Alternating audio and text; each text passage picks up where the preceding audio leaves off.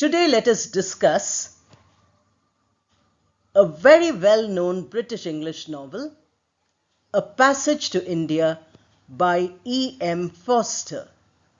This is number 3 in our series of British English novels. All these novels you can read to improve your English and also learn English literature.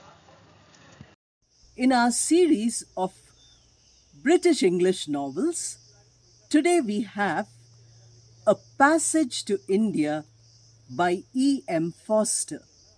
E.M. Forster, a great novelist and a critic, had visited India, and from his experiences, he writes about the entire process of the British ruling India as the colonizers. He does not side with the British or with the Indians. He tells an interesting story. The protagonist of this story is Dr. Aziz. Dr. Aziz, who's a doctor, medical doctor, and two women, Mrs. Moore and Adela. These two British women come to India. The first time Aziz meets Mrs. Moore is in the mosque. She goes into the mosque. Aziz sees this and starts shouting by saying, "You're not allowed to go there." But later they become good friends. Adela is very eager.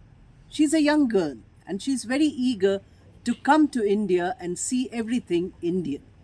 So they come to an imaginary place, and that is Chandrapur. And she expresses her desire to go to a site that is Marabar Caves. These are all imaginary places which Forster has modeled on real places he has seen. The Britishers are also eager to mingle with the Indians.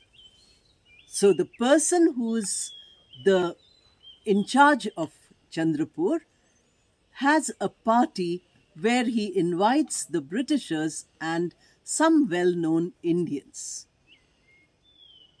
But the Indians do not mingle with the British. They are either too shy or they are misfits.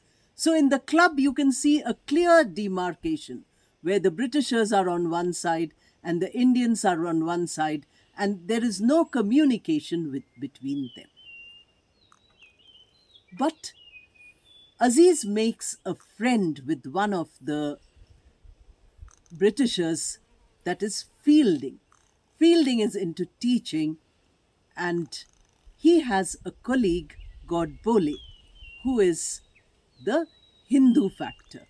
Now we have the religious connotation also in the novel, where you have the Britishers who are Christians and you have the Muslim Dr. Aziz, who's the protagonist, and you have Godbole, who's the Hindu. Now the story develops in this way that Adela has come here to see if she can marry Mrs. Moore's son by an early marriage. Mrs. Moore also has two children by her next marriage, and one of them, Stella, is going to be important at the end of the novel.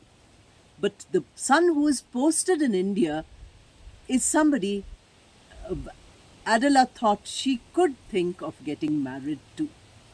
But before anything is decided, they think that they should go to the Marabar Caves. Fielding also plans to come, and some others, Godbole also plans to come. They all plan to meet after traveling by train or car and then go to the caves. But the others don't come. Mrs. Moore and Adela and Dr. Aziz reach here first. Mrs. Moore goes into one cave and says, "I'm very ill, I can't go anymore." She comes out. Adela is very eager to go ahead. She goes into a cave and she has an experience which is very frightening. Her sunglasses fall off and she thinks that Dr. Aziz has assaulted her. She comes out and she makes a complaint. By then, Fielding and others, Godbole and others also come. And they realize that her specs are broken, her dark glasses are broken, and they are in the hand of Dr. Aziz, who found them. Dr. Aziz keeps saying that he's not guilty, but the British woman has a stronger voice. So as soon as he comes back to Chandrapur, he's arrested and put in prison. And then the trial goes on. Mrs. Moore gets very disappointed with all this and says, I want to return to my own country. She takes the ship. Unfortunately, she dies on the way. Adela, when the case is going on, Adela has a lot of visions. She has a lot of nightmares. And finally, she says, sorry, I don't think Dr. Aziz is guilty. So Dr. Aziz is set free. But that stigma of being, accused of assault on a British woman remains with him. He becomes very disillusioned. He finds that even Fielding, who was his friend, is no longer his friend because Fielding is trying to talk to Adela. He imagines that Fielding and Adela will get married and feels very unhappy. But Fielding goes on home leave to England and marries Stella and comes back. Stella is Mrs. Moore's daughter by the second marriage. So Adela is now left, helpless. She has no friends, nobody, and she realizes that many things which she did was wrong. E.M. Forster paints many of the Britishers in different colors. So all the colonizers are not bad. Some of them are very cruel. Some of them are totally convinced that Indians are very bad. There are some who are very nice and very helpful, and you cannot really blame everybody. That is what he's trying to say. In India also, he paints different people differently. But the depth of the characters of India are not so many. There are many characters in the novel. I cannot tell you about all of them. But here we find that he is writing from a surface. He's not able to go deep into the traditions and culture of the country, whichever he wants to talk about. But he is extremely sympathetic about Dr. Aziz and his, plight of trying to help these British women who thought that they were his friends. He thought that Mrs. Moore was his friend, and Adela, he had to show the beauty of India by taking her to various sites, tourist sites. But the whole experience turns bad. So when he calls the novel A Passage to India, the word passage here does not mean only travel. Usually passage would mean, traveling from one place to another. That was one meaning. But here the passage implies the ability to share the Indian mindset, or the Indian ability to understand the colonizer well. That is the passage to India. In fact, in this novel, he was trying to say how we have not, as Britishers, understood the Indians, or we are not helping them at all.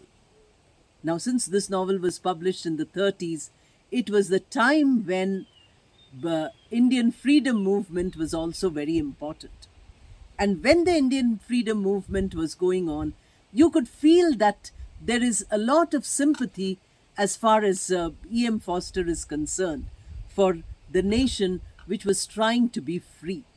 So after India got free, a lot of people read this novel and they felt that, yes, he was trying to give a message through the novel. When we read it today, we also feel that he was trying at a time when not many Britishers would have written about India. He uses the title A Passage to India. And A Passage to India is what he borrowed from an American poet. Walt Whitman. So he was searching for an understanding. He was searching for a negotiation with, between the British and the Indians, a better understanding. And of course, now we know after, 75 or more years of independence that the negotiation continues, because some of the artifacts which are there in their country are coming back to our country, hopefully. So, Passage to India is very important. The passage is still open and it still continues. Please read the novel. It is written in very simple English and it's very interesting. It is one of the top 100 novels, as I'm telling you every day, different novels and their positions. So if you read, these are 20th century novels and they are extremely important also for learning good English. I hope you have liked the video. Please subscribe if you haven't done it. Press the bell icon so that you get notifications. Like and hype the video and share it as widely as you can. Join the channel as a member to attend all the live classes I conduct and also to get other benefits. Thank you and all the best.